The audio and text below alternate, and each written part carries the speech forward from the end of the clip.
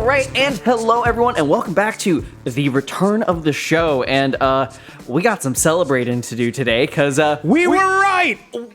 We nailed our Halbrand theory. We did. We did. We did mess up on one. It was an outlandish theory. No, it's because Halbrand being Sauron was so obvious that we tried to make it like a little bit more unexpected. That is fair. You know, like smart writers would. But they gave us the pretty, like, you know, like we were like, it had to be. He had to be Sauron. He had to be Sauron. He had to be Sauron. We couldn't overlook it after a certain point. After episode 3, when he looked down to the camera at Galadriel and was like, "Why do you want me to be king? Huh?" Fucking reverse psychology. Honestly, this is like exactly how I wanted Sauron to work. Yeah. In a Second Age story about him deceiving everyone and getting the rings to be made, which is exactly what he did. I was sitting there watching this with my partner, and then the second that he started like, "Oh, you're Celebrimbor. We should work together. Oh, I have an idea. What if you stretch out the properties of the metal?" I'm like, "Yep. Yeah. Yeah. Yeah. It's fucking him. Yep. Yeah. There's no way around it." And then they like this episode. They even went as far as like red herring it as hard as possible with the opening of the episode being like, "Hey, Meteor Man, you're Sauron," and he's like, "I am? Oh, okay. I guess I'm evil." He wasn't. He was not evil. Okay. Well, before we jump into all of this and what this means for the rest of the series, what Sauron's plan is going to be going forward, because we actually have some pretty good ideas about that. You've never watched The Lord of the Rings. Nope. How are you feeling after the end of season 1 of this? This show, like many others that I've actually watched in the past year, has started meh and ended strong. I'm like kind of weirded out how many shows are like banking on their endings. But hey, I mean, I'd rather have a show that has a great ending than like a great beginning and then falters off at the end. Yes. Because I do think that this show, a lot of things were really cemented for me as far as character arcs, development, their choices, the grand scheme of the show and where it could head. I was like, finally, we're getting into the meat. I saw an article that said that season 1 was just an incredibly long pilot episode, and I'm like, yeah. Yep. Kind of felt like that. Because we ended up right where we left off. We did. Except with Sauron. We did. I mean, like, this is, we have now reached a full inciting incident. It's setting itself up for season 2, and it's done so spectacularly. Yeah. Now, that being said, there is one thing that I still don't know how to feel about. So we got Meteor Man's identity finally. Yes, we did. So it's pretty much all but directly stated that he's an Ishtar, Istari, or Istar. So real quick, these are 3 different pronunciations. Istari, Ishtar, Istar. So Istar is what is used in the books, as well as Istari. So Istari is plural, Istar is singular. Gotcha. And it does equate to the wizards. So these are the Malar that are sent in order to be like, hey, Sauron's doing some fuck shit. This is the actual Sauron police. Gotcha. This is the actual Sauron police, not the people in white that you were very convinced were... Well, because I thought the show was going to do something unexpected. I don't know. Sorry. Like, it felt like Halbrand being Sauron. I was like, there's no way that the people in white cloaks and black fingertips and weird eyes, and there's no way they're evil, because that'd be too easy. I mean, sometimes the simplest answer is the only explanation. Occam's razor. But I will say, they were definitely Malar of some form, and we do know that Malar have served Sauron in the past, and hence there are balrogs, they've served Morgoth, so all of this checks out. Right. Hence them using magic and even requiring a staff in order to focus the magic, which is something unique to wizards throughout the movies and the books. Oh, they need the staff. Yeah, so there's a whole thing in one of the movies and the books where Gandalf is walking into a hostile area and they're like, we need to take all your weapons. And he's like, you wouldn't deprive an old man of his walking stick, and also subtly cast like a spell to be like, you're going to let me in with this fucking walking stick, Jedi mind trick kind of shit. And then they let him in, and then the person that didn't want them in with the walking stick is like, you fools! Yeah, the famous "You shall not pass." Okay, that makes sense. Yeah, like it is a necessary requirement, and the main reason why we know that this is Gandalf, or at least a form of him, is that very specific line that he gives to towards the end towards Nori. Yeah. Which is always follow your nose. That's a famous Gandalf quote. I even knew that one. Yeah. As soon as he said that, I was like, "Oh, it's Gandalf!" Exactly. And yeah, like the hints were there. Like the fact that he like landed with the hobbits, the fact that Gandalf has like a very like close relationship with them. Exactly. Like it was all there, so it makes sense. And this kind of gets into the point of there are a couple things that do need to be stated. There are interpretations of the work where Gandalf did come to Middle Earth at an earlier point, but under a different name. Okay, so it wasn't under his Malar name. However, this is a debated point. This is not something that a lot of people agree upon. Is it not like clearly articulated? Not clearly articulated. If it's not clear, it's up for interpretation. I give it a check. Yeah. So that's kind of the thing is like, and again, when we're talking about how the show has had to adapt canon, Yeah. The Tolkien estate really, like, if they wanted them to be able to make a second age source material, they probably should have given them all the source material. Otherwise, of course, we're going to see things like this. Yeah. And I don't think that that's necessarily a bad thing for the sake of when we're taking a look at this piece of media as a whole. If you're constantly knacking up about faithful adaptations, then like I do have some bad news for you. If we had to sit through this in a bunch of time skips where all the human and dwarf characters do not matter, this would be the most boring show on the face of the earth. Yeah. They gotta cut stuff out. And you gotta cut stuff out, and you have to condense the time. Excuse me. They got to cut stuff out, and you have to condense the time period that this is all taking place in. Yeah. Otherwise, it just won't work. So I think for the story, they made a lot of the right moves, including a former version of Gandalf is a choice. But again, that's just kind of what we have to say. It doesn't break the world or any stories that he's here. Yeah. It's just not something that we have had previously ever clearly stated. I will say that the Meteor Man arc finally like gave me something when he started talking at the end, when he started like actually speaking in sentences because they opened up his mind's eye or whatever. That was it. Good for Gandalf to save the hobbits at the end. And that one hobbit, I thought he died. Thought they killed the only black hobbit in the show, and I was like, he died. He didn't die. Yeah.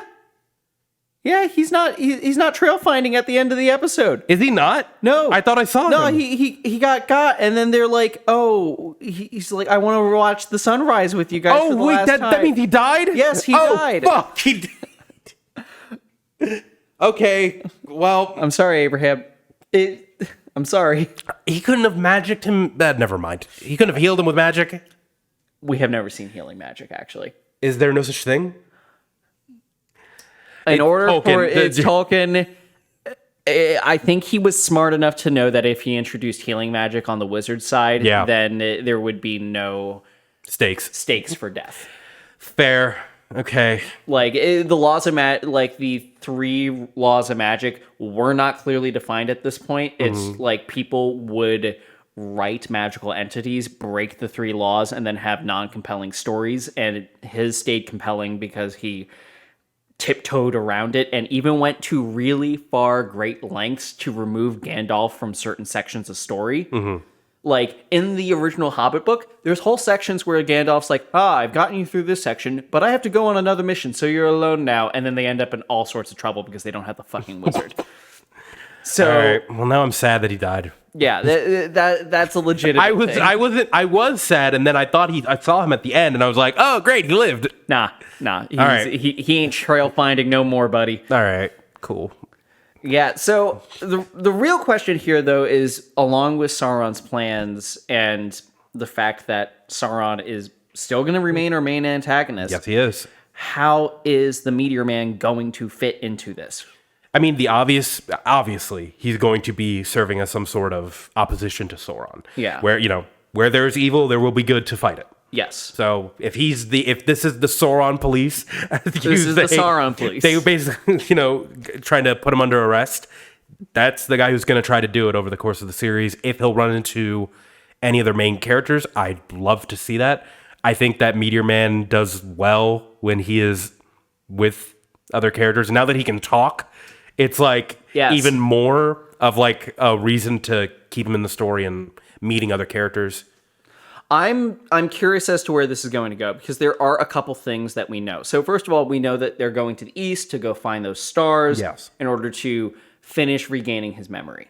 So the reason why this works, despite the fact that he is not Sauron, is because when we take a look at the larger lore, he is a Malar like Sauron. They just infinitely like re-loop and re-loop. Well, they follow the same sort of rules. They're big, they're magical entities capable of using magic. They're essentially the same thing as angels. So they can't die by mortal means. They can't die by mortal means, and their magic is their magic is all sort of tied together to the grander cosmos. So a place of power for one can be presumed to be a place of power for all, is what this is. So when they know that it's like, you have to go find a place of power where these stars are available, where you can see these stars, and then you will regain your memories. That's something that would apply for both. So you're thinking that Sauron is also going to be doing on the similar trek? There's potential for that.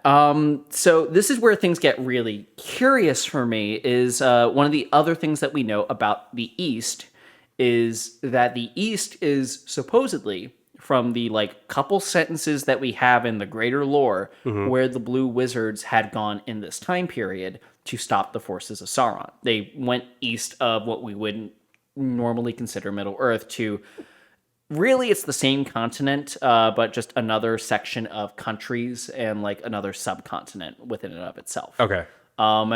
So we know that we're going off of the traditional Middle Earth map when we do this. We know we're going, because I know Middle Earth is part of a larger continent. Yes. Okay, so we're going east of Middle Earth. Yes, we are going to be going completely east of Middle Earth. Gotcha. And this is where I'm actually kind of excited. Okay. Because remember how, like, we know the laws of physics do not apply in Middle Earth. It's flat. I know. It's like layered, and also there's a guy who's pulling a sun. A star, not a sun. But yes, there is a difference between the sun and stars in this universe. Whatever. But the point here is that these stars are only available in this thing. Right. We know it's not a sphere. They're very clearly following this logic. Yes. With the whole, we see the gates parting open and all that jazz. We might be seeing next season with this storyline, even if Sauron's not going there and we're just following out east, this is something that we know very little about, and we're likely to start seeing some really trippy imagery that we have not really seen in other fantasy TV shows. Okay. I'm talking less like traditional fantasy and more like H.P. Lovecraft Dreamlands, like shit doesn't make sense. When you say east, are you talking about like the version of the elves, like when they go through the portal?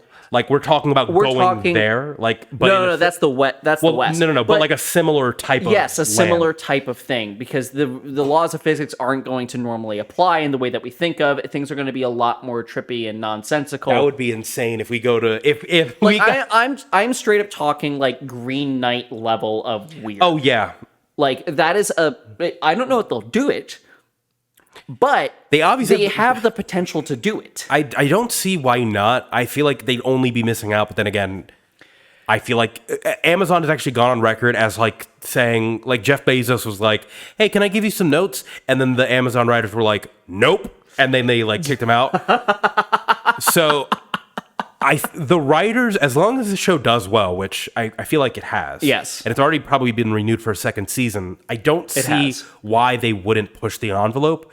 And if that's on the table, I mean, they can't just look around for like wolf footprints, and it's 100% on the table. That's the crazy thing here, because Middle Earth is like Middle Earth and like parts of the South behave in ways that we know of and can think of, but the East is all supposed to be mystery. It's all supposed to be weird. And what we haven't seen yet is the level of weird that is even present in Middle Earth in a lot of Tolkien's works. So I'm here for it. We get to be weird with this storyline in season 2. They should, because Nori and Meteor Man did jack shit this season. He pulled a cart. He beat up 2 wolves, and then some white people basically were like, "Hey, you're our boss." Oh wait, you're not our boss, and then ran away. Well, they didn't ran away. I know they got sent back to not the ethereal plane. They turned into butterflies. Wherever the Istar live. That moth imagery, I have no idea what that means. Oh, really? Yeah. Oh. Yeah, I've never seen that before in my life. I don't even know what book to pull to try and figure that Google out. I mean, hey, he learned a new spell. Fuck it. I can turn people into butterflies. Yeah. Also, real quick about that moment that I thought was funny is then it was when he literally goes verbatim. He's like, "Wait, I'm good." But like he literally verbatim said, "I'm good," and then did a good thing, and it was like, "Yep, I'm a protagonist now." I kind of loved that. No, I did. It was just charming. So one of the things that I think is going to be really curious about this, and we'll move on from Meteor Man in a second, is Gandalf has always been a supporting cast member because he is a character with magic. Yeah. And the showrunners are smart enough to understand the 3 laws of magic. They've actually done a really amazing job adhering to them. How that is going to look going forward, now that we have a main character that is a full-blown magic user, I am both nervous and excited to see. Because we have never had Gandalf as a true point of view character. Other than Hobbit. You're right. Because in the Hobbit books, he fucked off and you don't see what's going on. In the Hobbit movies, he goes off and does a wizard fight with a version of Sauron. Okay. But you can with the wizard fights, they can kind of just like make it up as they go and like choreograph it, and you're kind of learning the rules on the spot. Yeah. Now, when it comes to solving larger problems as a magic user, how they're going to have to design that conflict is going to be completely different than everything else they've been doing in the show. And we know it's not going to be like story breaking because he's not going to be involved with Galadriel, the elves, likely the dwarves. He's going to be like on his own. If maybe he might run into some people in the Southlands. I think that there's a chance that he will actually run into, if he's going east, he will be near Mordor, which is bordering on the east itself, which is the reason why Sauron can have such easy claim to it. He could run into that town, that community. We already know, I'm forgetting the name of the character that will eventually defeat Sauron. Isildur. Isildur. Isildur's there. Yeah. In that zip code. There's no reason to say Isildur had never met a tall magic man that helped him out once upon a time. Yeah. When we know Isildur is going to have to become king somehow. So easy way, put him in a party with Nori. That'll be a fun party. That will help. And also that will add some of the character crossover that we've been very much needing from everything, because these characters work really, really well when we start taking them out of their individual pockets. Yeah. So that we can actually contrast them. Yes. I guess moving on now. The big point. Yeah. What the fuck is Sauron up to? So we know there will be something in the east. We know that is the case. And if that one section was previously a point of power for the Malar in general, he might be going there. However, there's a bunch of other shit on Sauron's to-do list according to the greater lore. However, we should also state the lore is really just good for an educated guess, and that is it. Yeah, honestly, it's similar to a lot of things that Amazon has done when adapting book material. Because they did this with Invincible, they did this with The Boys. They just took the source material and they were like, we can do better. Yeah. And if this story is the result of the writers looking at all the source material, the movies and everything, and then saying, all right, we have to change X, Y, and Z for XYZ reason later on, I'm all for it. Yes. I'm all for the changes. If they should not be beholden to the canon of books in order to get a interesting plot line going. Yeah. Yeah, because, let's face it, if Galadriel had met an elf instead of Halbrand, Halbrand being a human is the reason why they let their guard down. Yeah. Is the reason why he charms his way to where he is. Mm-hmm. I don't think that we could have gotten a compelling storyline if we went with the original plot of him being an elf and navigating his way there. Yeah. Because the fact is that everyone in the audience would have seen it a mile away. Yeah. We would have all known that it was Sauron, and they would have had to really play out some really long beats of dramatic irony in order to make that work. And that's not... It's not sustainable for a season of television. Yeah. It's sustainable for an episode, which is what we got here. Because the second Halbrand is in vicinity of the rings, we understand that it's him. Yeah. So that is... Yeah, dramatic irony is only effective when you as the audience aren't 100% sure. Yeah. And in the case of the entire season, we had suspicions because there were some things that didn't make sense, but we figured, hey, it might be a red herring, who knows? And if you're just adapting books as written onto film... Not even books. So you have to remember that the Silmarillion... It's not written out as a storyline. It's not written out as dialogue. It's like articles, right? Yeah, it's like reading a history book. Yeah, you cannot just take that verbatim and then just make a good story because it's like, oh, I've already seen this. Yeah, and I think that it could have been possible to do, but the other issue is that they didn't have the rights to the Silmarillion. Yeah, that's so another obvious one. If he was an elf, there was actually potential for a lot of legal trouble, and frankly, again. The Tolkien estate made it impossible for them to get those rights. Mm-hmm. So... we have what we have. Yeah, we have what we have on that one. And I think that given the limitations that they had, they knocked it out of the park. Yeah. Seeing the Sauron reveal itself, like, we knew what was coming. Anyone that's been watching our coverage has had a strong suspicion on Halbrand the entire time. Mm-hmm. Having it turn out the way that it did, the way that they disseminated the information... played into everything. The mask came fully off, and then we'll talk about the dream sequence later, but for now, it's mostly, we gotta now, because now that the cat's out of the bag, and the rings have been forged, which, by the way, only 3 rings. Very important, yes. Because I know for a fact, because you told me this, and also this is like lore that I'm familiar with, it's not just rings for the elves. No. So when the rings of power were forged, I was like, oh, okay, they're gonna like obviously give these to multiple people, and then Galadriel was like, elves only. Yeah. So I now know that there's gonna be more rings. So we are now getting into the heart of the conflict for the Second Age. So in the original lore, well, first of all, this is heavily foreshadowed within the song that's featured at the end, as well as the beginning of the Fellowship of the Ring. 3 rings for the Elven Kings under the sky, 7 for the Dwarf Lords in their halls of stone, 9 for the mortal men doomed to die, and then 1 for the Dark Lord. So there's some extra things in here, but that's the big verse that's important here. So overall, there's going to be 20. Yes. Overall, there will be 20. That's a lot of rings. So this is the heart of the conflict, is that at some point, the 3 rings are made for the elves. Yes. And it is for a reason he convinces them to make the rings. Now we know that there was an external force that pressured them into creating these artifacts of power in the first place, which was the elves potentially dying out. Even so, he didn't necessarily... He didn't play into that. No, he kind of did, because he played into Galadriel's fear. Just by being there in the vicinity, pushing them to do this while he was over them, and the fact that he left after the fact... It was just the fear that he instilled in Galadriel that made her go to Celebrimbor and go, we gotta really continue to push forward on this. That is true. So the entire episode, he's pulling some manipulation. Yeah. But where this starts becoming very important. So Galadriel had a very good reason for making 3. Well, yeah, one will always corrupt. 2 will divide. 3 will balance the scales. Yeah. Which is Sauron originally wanted 1.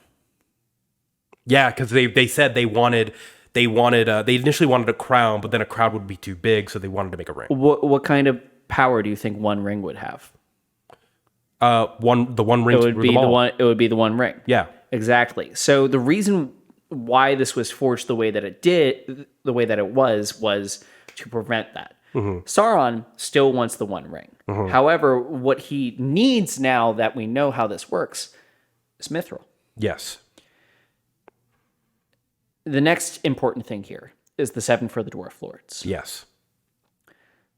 So Sauron is going to have to pull some deception in order to gain Mithril. And we know by the time that the Third Age is happening that elves have been able to forge with Mithril for a while. So at some point, that trade embargo is going to be gone. It's probably gonna.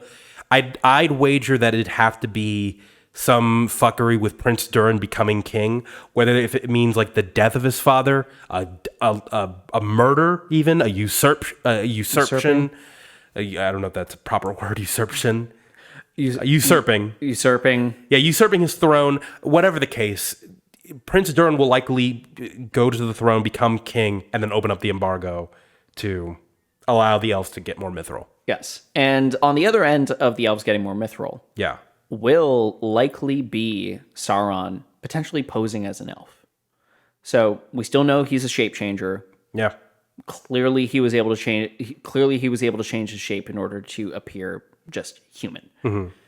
In order to do, because in like all the other depictions of Sauron, he's like 8 feet tall. Even the one that we see of him in his full clad armor, that's not a normal man. Yeah. So he has his magic, he can change his shape. There's a solid chance that we will still see that elf character that he was supposed to be when he forged the rings, instead gaining access to that mithril.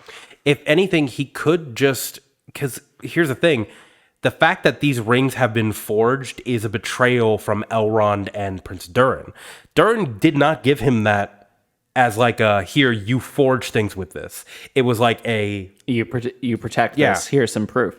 However, I don't think Durin would be that upset with the fact that they figured out how to save their race with just the tiny piece of mithril. I don't think that would be a divide. I do think that what may end up happening, though, and the reason why there might be this big divide between the dwarves and the elves, is the fact that these rings were only supposed to be for the elves. And once Sauron comes around and says, I know how to forge you guys some powerful rings to the dwarves in whatever guise that he's posing as, because he's not going to outwardly do it as Sauron, because everyone would be like, this is some tricky shit. We literally fought a war against you. We all fought a war against you. Mm-hmm.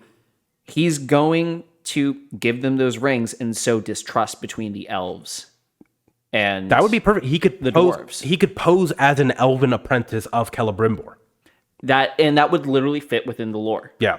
And be able to like check off that little box. So that is likely on the menu. And then the next really interesting part is the 9 rings for the mortal men doomed to die. So it's really important to note, almost all these rings were given to kings of some sort. Right. We know in Numenor that the queen is blind. This is going to call into question her ability to rule. And we have that hand of the king who's making calls. Literally, the last time we see him is just in this episode looking over the dead king, blank expression on his face. So in cinematic language, this is designed for you, the viewer, to impart whatever emotion you are thinking of at the time onto that person's face. Yeah. So on a rewatch, if he does something dastardly, you'll know that's the moment that he planned it. Yep. I'd wager that just because of how the end of the Numenor plotline ended with the queen. It literally just ended with the queen arriving in the harbor and with all of the flags being cast. Yes. That is not a good look. No. That does not spell well for the queen and her... really like just her position as a ruler. So this is where we get to the next interesting thing, is that the rings that were given to the men, again, all men in positions of power, and Numenor specifically falls because, and this is a direct thing, and one of the things that I found interesting at the start of this is that it is said that Sauron poisoned the minds of the men of Numenor. Yeah, there's easy way to do that. You go in, if he offers rings of power to the king and he accepts, that's going to lead the king to becoming a Nazgul. And honestly, I would even wager because if I remember correctly, the person, he has a son, if I'm not wrong. The captain? Hand of the king? No, the hand... The hand of the king? Yeah, the hand of the king. The one that was just looking over I don't think so. It's possible because I believe that maybe there was a group of three, including what's his name, the guy who's gonna kill Sauron. Yeah. Is his sister, and then there's another guy. blonde guy that had always been sort of around the hand. He could be the son of the hand. So it's possible. And we're calling him the hand. We're calling him the hand. I don't term. think he has been officially called the hand in the show, but he definitely fits the role of a hand of the king. Everyone's been talking about potentially different people becoming the Witch King. Mm-hmm. You think? I think poetically speaking, it makes a lot more sense for the Witch King to have been the former king of Numenor, a civilization that completely fell on the downfall of Sauron. Someone so powerful and in charge of such greatness that eventually when they are turned into a wraith, they naturally assume the title of the king of all the other men. I could see it. Like, to me, that's where I think the poetics exist here. Mm-hmm. I've hated the idea of Theo being the Witch King because he doesn't have any sort of claim to royalty. But this makes a little bit more sense. And it makes sense that if it goes to a character, it's a character that we've always disliked. Because it needs to be someone that is so susceptible to corruption that they will go the furthest when given a ring of power. Yeah, and those two characters, and now that Isildur is not here to like really keep that trio of that group together, I don't know their names. You know who I'm talking about. Yes, they have not been important characters this season. I now understand though why. So the storyline that I just pitched ends up happening. It makes sense why they gave Isildur a sister. Does make sense, yeah. Because she already has romantic ties to this character that I just threw some slander against. Mm-hmm. She could either be in opposition. She could either like be, because I do think we need point of view characters in Numenor for when the shit goes down. And you need opposition. You can't just have everybody going, yeah, we're all evil and we're all going to do this thing. Yeah. So that's, to me, as far as like what I have to imagine is going to happen. All these are on the menu, and there's a reason why we were like, this show is going to require a couple seasons. Yeah. So like each thing that I just mentioned is probably its own storyline. It's probably its own season. But that's a compelling storyline. Yeah. Like if the whole of one season is just about the fall of Numenor and Sauron sowing distrust, giving rings to all these different people, and then like watching it all fester. That works. And that's another thing. Sauron has fast travel. He was all the way in the city of the elves, and now he can see the volcano like in the distance. So I will say this show, I don't know it's necessarily fast travel because this show has also been really, really bad about like how much time it takes to get from place to place and establishing that. Yeah. That being said, he's magic. He is magic. That's why I'm saying he's magic. It is literally, and he's the antagonist, which means that he's skilled. He knows how to use it. If anybody who'd know how to do it, would be the one who's lived that long and has practiced. Yeah, and I mean, we can see this just off of his opening sequence. Now, let me tell you, I was shocked when I realized that he could use magic all the time. Yeah, that was the shocking thing, that he was being super restrained in his use. Second he touched Galadriel, and we went into that flashback. Can we talk about now that Galadriel and Elrond and everything that was easily the best scene that Galadriel has been in. Her acting chops on that whole shit. When I tell you, this is the moment. Yeah. This is the moment where, and we've been seeing hints of this. This is the full-blown moment where I'm like, that's Galadriel. Yeah. That is the character that I'm familiar with. The amount that you could tell she was entertaining the possibility. Yeah, I said it to you. I'm like, because here's the thing. Everything that he did not tell a blatant lie in that whole time. And because he didn't tell a blatant lie, it sounded believable. but there was always a little hint of, but he's Sauron, and this feels like a trap. And exactly. And the way that he broke down when they were on the ship, and when he he showed her even the vision of like him and her, and she still didn't take it, and he just... Oh, you could tell that he wanted it too. That's the thing that Yeah. First of all, we have literally never had characterization of Sauron before, and I love this characterization. The fact that, like, I never would have thought about Sauron looking at anyone potentially romantically, but the idea that Sauron was legitimately angry and also spared Galadriel. I don't think it was romance, though. I think it was... Not the you're queen and I'm your king thing. Oh, no. Nah. I think that that was real. Like, he definitely wanted that, but not because he, like... I don't think it's because he liked her. No. It's okay. I should preface. There's different types of romance. He was lusting for power on that. Yeah. I don't even think that. I think this was all just to fuck with her. Because I think that just by the nature of the dream sequence and how by the time she already woke up, he was long gone. I think that all of that was just to say, like, either you can be my pawn and I'll give you the image of what I think you'd want, and it would still benefit me, or I'll just let you live and I'll still do what I want because I know you can't catch me. I know I killed your brother. I know all this shit. I hate, like, I don't care that you hate me because I'm beyond that. So, I think you may have misunderstood what I meant by power. Okay, go for it.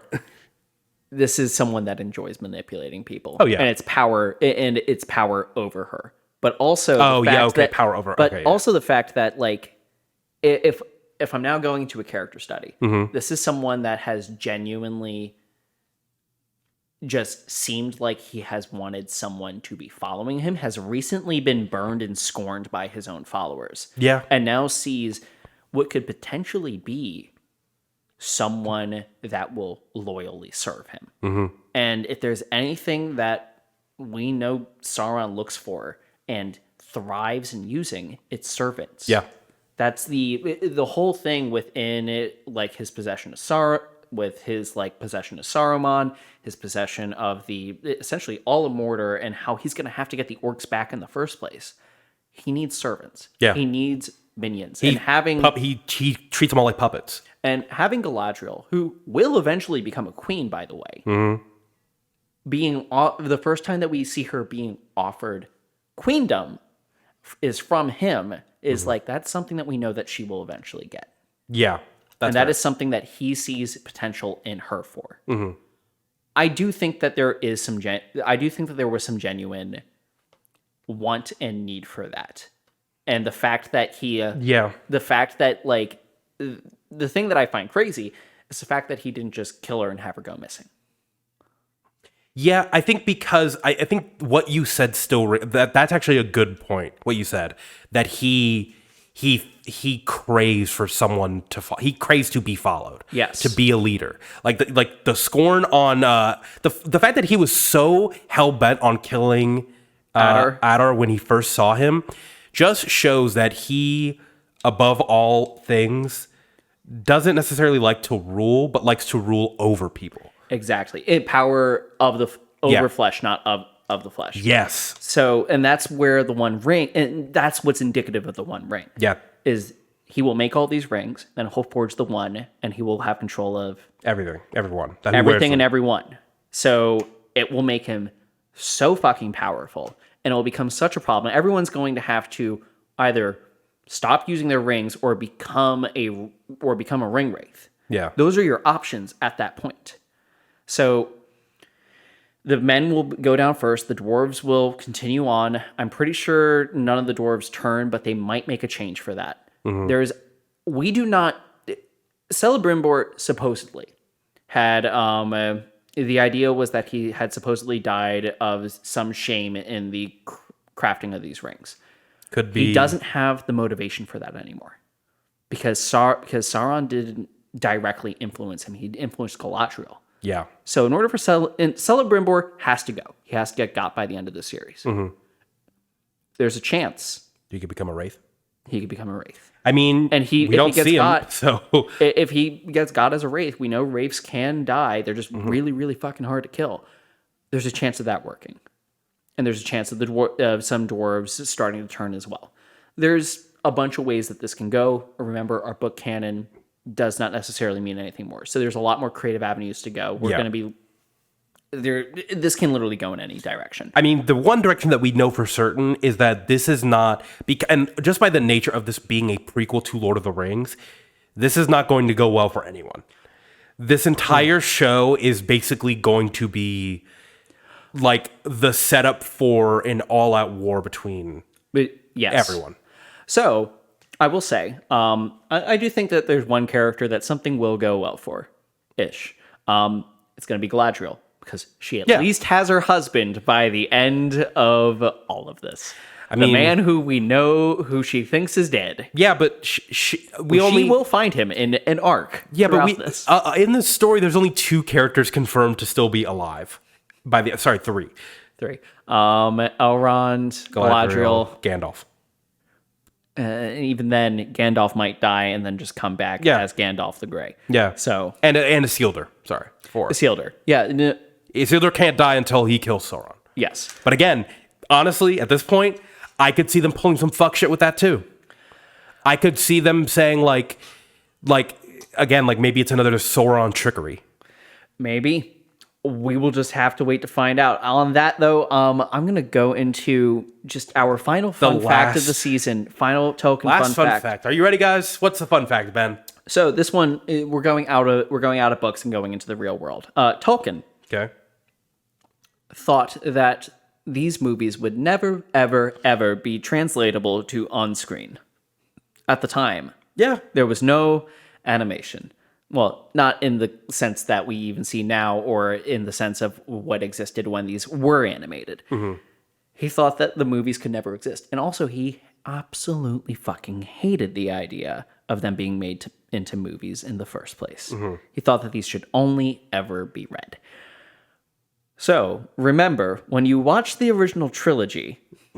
That you are shitting on Tolkien's legacy. Yeah. Did he really not? Yes, he fucking despised the idea. Now, that being said, he probably couldn't even fathom what cinema became. Oh, did he never live to see the movies? No. Okay. I don't know how old these books are. No. He died.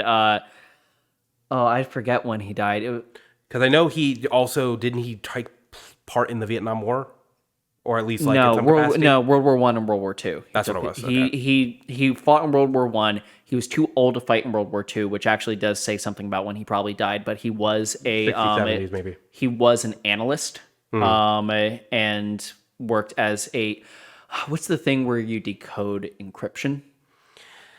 He was one of those guys. He was a linguist. He would intercept German messages and decode them. I know what you mean. Yeah, he was apparently a really big asset during the war, actually. Well, if the Lord of the Rings is a shit on his legacy, what is this?